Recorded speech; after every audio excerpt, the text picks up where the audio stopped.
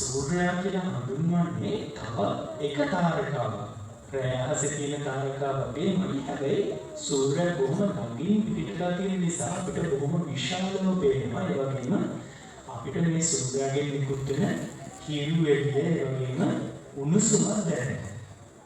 සූර්යයා හැදිලා තියෙන්නේ හයිඩ්‍රජන් සහ හීලියම් කියන වායුවෙන්. මේ සූර්යයා තුළ න්‍යෂ්ටික විලයන ප්‍රතික්‍රියාවක් කියලා හඳුන්වන ප්‍රතික්‍රියාවකින් සූර්යයා ආලෝකය සහ තාපය නිපදවනවා. ඒක තමයි කලින් කියපු විදිහට අපේ පෘථිවියට ලැබෙන්නේ. සූර්යයා තමයි අපේ සෞර ග්‍රහ මණ්ඩලයේ පිහිටලා තියෙන විශාලතම වස්තුව. සූර්ය දිහාවකට අපි විශේෂ දුරේක්ෂයක් හරවලා ඒ දිහා බැලුවොත් සමහර වෙලාවට අපිට බලාගෙන ඉන්නවා හිරුලප වගේ. ඒ වගේම සූර්යයා නිසා ඇතිවෙන තවත් විශේෂ සිදුවීමක් තමයි සූර්ය ග්‍රහණයක් කියලා හඳුන්වන්නේ. දැන් අපි බලමු සූර්ය ග්‍රහණයක් ඇතිවෙන්නේ කොහොමද කියලා. සූර්ය ග්‍රහණයක් ඇතිවන්නේ සූර්යාගේ ඉදිරියට හඳ ආවම. ඒ කියන්නේ සූර්යයා පෘථිවියත් අතරට හඳ ආවම. අපේ සූර්යයා පෘථිවිය සහ හඳ තියෙන පද්ධතිය විශේෂයි. අපේ හඳ වගේ 400 ගුණයක් විශාලයි සූර්යයා. විශ්කම්භයක්. හැබැයි සූර්යයා පිටලා තියෙන්නේ පෘථිවියත් හඳත් අතර දුර වගේ 400 ගුණයක් දුරයි. ඒ නිසා මේ වස්තුන් දෙකම අපිට ආසේ බලා ගන්නට ලැබෙන්නේ ආසන්න වශයෙන් එකම ප්‍රමාණයට. මේ නිසා සිදුවන විශේෂ සිදුවීමක් තමයි යම් හේතුවකින් සූර්යාගේ ඉදිරියට හඳ ආවොත් හඳට පුළුවන්කම තියෙනවා සූර්යාව සම්පූර්ණයෙන්ම වහගන්න. සූර්යාගේ කොටසක් මේ විදිහට හඳින් වැහුණාම එවැනි අවස්ථාවක් අපි හඳුන්වනවා අර්ධ සූර්ය ග්‍රහණයක් කියලා. නැත්නම් පාර්ෂල් සෝලර් එක්ලිප්ස් කියලා. මේ වගේ සූර්ය ග්‍රහණයක් ඇති වෙන වෙලාවට අපිට බලා ගන්නට පුළුවන් අපේ පරිසරය අඳුරු වෙනවා. හැබැයි පූර්ණ සූර්ය ග්‍රහණයක් ඇති වෙනකොට මේ පිටන වේගය අපිට අහස පෙනෙන්නේ. පූර්ණ සූර්ය ග්‍රහණයක් ඇති වෙනකොට සූර්යාව හඳෙන් සම්පූර්ණයෙන්ම වැහිලා. දවල් අහසේ තාරකාවන් බලා ගන්නට වෙනවා. පරිසරය සම්පූර්ණයෙන්ම අඳුරු වෙනවා.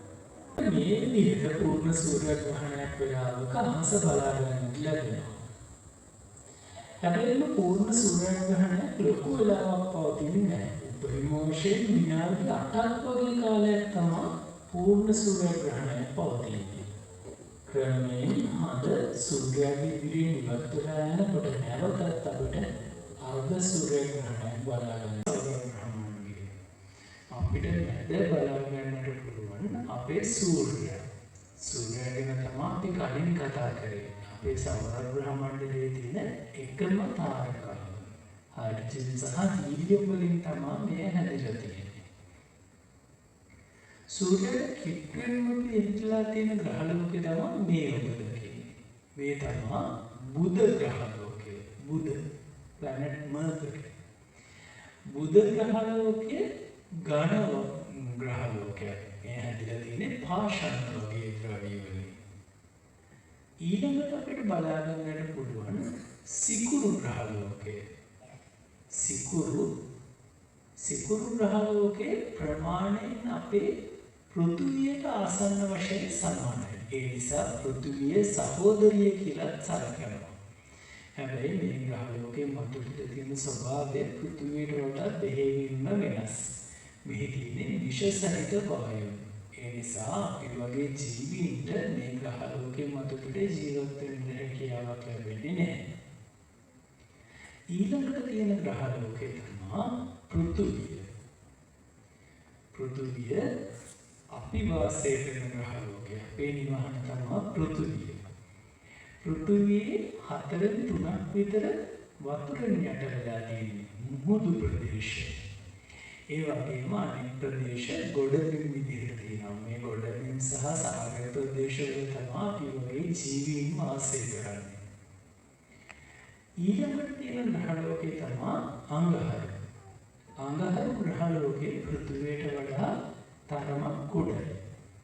හැබැයි මේ ග්‍රහ ලෝකයේ මතුපිට ජීවීන්ට ජීවත් වෙන්නට පුළුවන් විදිහේ වායු ගෝලයක් බොහොම කාලයකට කලින් තියෙන්නට ඇති කියලා විද්‍යාඥයෝ විශ්වාස කරනවා. හැබැයි මේ වෙනකල් මේ ග්‍රහලෝකේ මතුපිට ජීවීන් හිටිය කියලා හොයාගන්නට සාධක ලැබිලා නැහැ. මේ ග්‍රහලෝක හතරම අපි හඳුන්වනවා පාෂාණමය ග්‍රහලෝක කියලා. මේ හැදිලා තියෙන්නේ පාෂාණවලින්. මෙතනින් ඉස්සරහට තියෙන ග්‍රහලෝක වායුමය ද්‍රවයන් තියෙන විදිහට හඳුන්වනවා. ඒවා හැදිලා තියෙන්නේ සූර්යයා වගේම හයිඩ්‍රජන් සහ හීලියම් වලින්.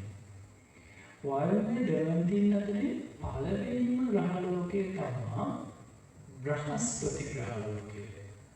බ්‍රහස්පති ග්‍රහලෝකය තමයි සෞර ග්‍රහ මණ්ඩලයේ විශාලම ග්‍රහලෝකය. මේ ග්‍රහලෝකයේ සතුව චන්ද්‍රයන් 95 දෙනෙක් ඉන්නවා කියලා හොයාගන්න තියෙනවා. ඊළඟ ග්‍රහලෝකය තමයි සෙනසුරු.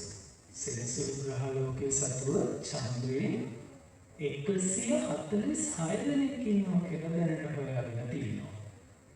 සෙනසුරු ග්‍රහලෝකයේ වටේ බොහොම අලංකාර බලන පද්ධතියක් තියෙනවා. ඉතින් දුරේශයෙන් බලුවොත් අපිට මේ බොහොම පැහැදිලිව බලා ගන්නට පුළුවන්.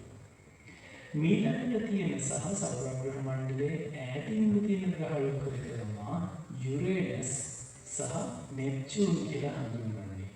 මේ ග්‍රහලෝක දෙකම අපිට දකින්නට ලැබෙන්නේ තරමක් දුරට නිල් පැහැයෙන් යුතුව.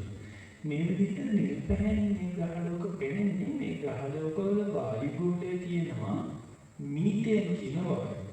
මේ මීතේන් කියන වායුව රතු ආලෝකයේ උරා ගැනීමත් නිල් ආලෝකයේ විමෝචනය කිරීමත් නිසා තමයි අපිට මේ ග්‍රහලෝක නිල් පැහැයෙන් බලා ගන්නට ලැබෙන්නේ. ඒවා අයිස් දැරෙන් තියෙන කියලා හඳුන්වනවා. මම නැවතත් මොඩෙල්ලන් කිව්වොත් මොඩෙල්ම තියෙන්නේ බුධ, ප්ලැනට් මර්කරි, සිකුරු, වීනස්, පෘථිවිය. හොඳින් බලුවොත් ඔබට පෘථිවිය වටා හඳ ගමන් කරන විදිහක් පේනවා. ඊළඟට අඟහරු, මාස්, බ්‍රහස්පති, ජුපිටර්, සෙනසුරු, සැටර්න්, යුරේනස් සහ නෙප්චූන්. මේ තමයි අපේ සෞර ග්‍රහ මණ්ඩලයේ තියෙන ග්‍රහලෝක. මේ ග්‍රහලෝක එකකවත් අපි වගේ ජීවීන්ට ජීවත් වෙන්න අවස්ථාවක් නැති බවයි පෙනෙන්නේ. එහෙමනම් අපි නැවතත් එමු පෘථිවියට. පෘථිවිය තමයි අපිට ජීවත් වෙන්න පුළුවන් එකම තැන. අපි පෘථිවියට ඇවිත් පෘථිවියේ ඉඳලා අහස දිහා බලමු. ආදරයට කොයි විදිහටද අහස පේන්නේ කියලා.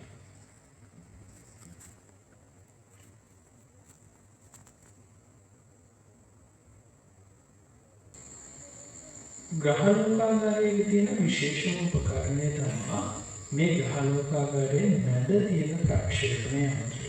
විශ්ව ප්‍රක්ෂේපණ යන්ත්‍රය නැත්නම් යුනිවර්සල් ප්‍රොජෙක්ටර් කියලා අපි හඳුන්වනවා.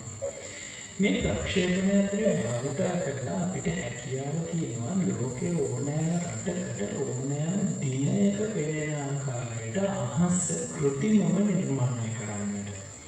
අපි මේ වෙලාවේ මේ සූදානම් වෙලා ඉන්නේ අද දිනේ කියන්නේ 2025 ජනවාරි මාසයේ 31 වෙනිදාට අහස කොයි විදිහටද පේන්නේ කියලා නිරීක්ෂණය කරන්න.